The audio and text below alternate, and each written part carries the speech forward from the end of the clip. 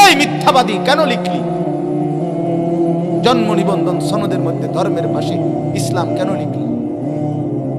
মিথ্যুক। আজকে সারাদিনে যারা এক ওয়াক্ত নামাজ পড়ো নাই, একটা সেজদা যার কপালে নাই, তুমি মিথ্যাবাদী, তুমি ডাকাত, অসভ্য, জানোয়ার। তুমি লিখলা কেন ভোটার আইডি কার্ডে তোমার ধর্ম ইসলাম? তুমি যদি মুসলমানের বাচ্চা হও তো তোমার উপরে নামাজ ফরজ না? ওই ছেলেরা বলো না কেন? বলো ছেলেরা, বলো তো নামাজ পড়লে না কেন? ওই ছেলে বেহায়ার মতো হাসে, ওই অপদার্থ,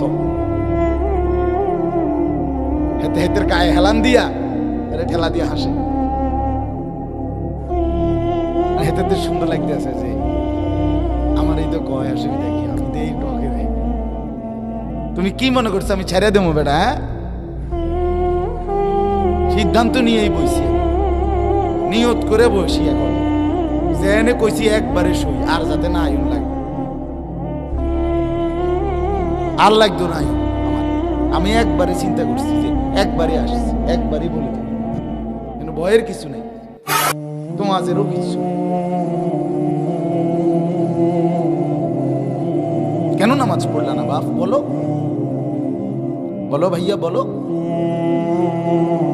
আজকে তারা এশার নামাজ পড়েন না, একটা ওয়াক্ত নামাজ পড়েন। আপনারা বাবারা, অনেক বাবা আছেন এখানে এখানে চেয়ারে, আপনাদের ছেলে কেমন ঘুমানো, আপনারা মেনে নেবেন কেমন? বেনামাজি সন্তান এক ওয়াক্ত নামাজ পড়ে না, কোনোদিন ফজরের নামাজ পড়ে না, এত বড় অসভ্য জঙ্গলি আপনার ঘরে কেমনে ঘুমায়? আপনি কাঁদেন না কেন? আপনি চিৎকার করেন না কেন? আপনি হাহাকার করেন না কেন? আপনার চোখ দিয়ে পানি পড়ে না? সে মা কাঁদে না কেন? যে মায়ের সন্তান চেহারা সুরতে বেঈমানের মতো। কি ও বাপ, আমরা এইভাবে হেরে গেলাম কেন? মানে আমাদের ধর্মের ত্রুটিটা কোথায়? ও চাচা, কোন না কেন? আমাদের কোরআন কি ভুল প্রমাণিত হয়েছে?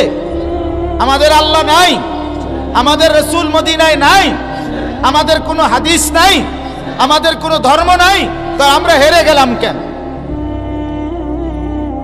ওই বাপ, তোমরা বলো আমরা হেরে গেলাম কেন? আমার ধর্ম তোমার পছন্দ হয় না কেন?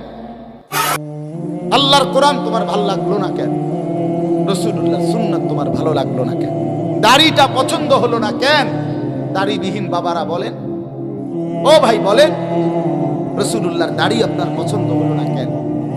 নবীর চাইতে সৌন্দর্যময় আর কে ছিল আপনার কাছে জানা? রাসূলুল্লাহ সাল্লাল্লাহু আলাইহি সাল্লামের চাইতে সুন্দর কায়নাতের ভিতরে, আল্লাহর কোটি কোটি মাখলুকাতের ভিতরে তার চাইতে সুন্দর কে? উনি আল্লাহ যেমন দৃষ্টান্তহীন, তুলনাহীন, ইনি মুহাম্মদ সৌন্দর্যে আর গুণে ইনিও তুলনাহীন। वो खालिकियत में बेमिसाल, ये हुस्न सीरत में बेमिसाल। আল্লাহ যেমন অনন্য সৃষ্টিকর্তা হিসাবে, রাসূলুল্লাহ সাল্লাল্লাহু আলাইহি সাল্লাম তিনিও অনন্য রূপে গুণে সব রঙে।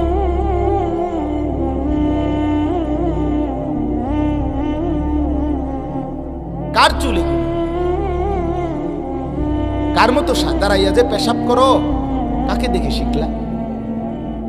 হ্যাঁ বন্ধু বলো, মানুষ বুঝি এইভাবে আল্লাহকে ভুলে যায়? মানুষ বুঝি এইভাবে সারা দিন মোবাইল টিপে, বুঝি এটি বুঝি কথা? এটি কোনো সুস্থ স্বাভাবিক কথা?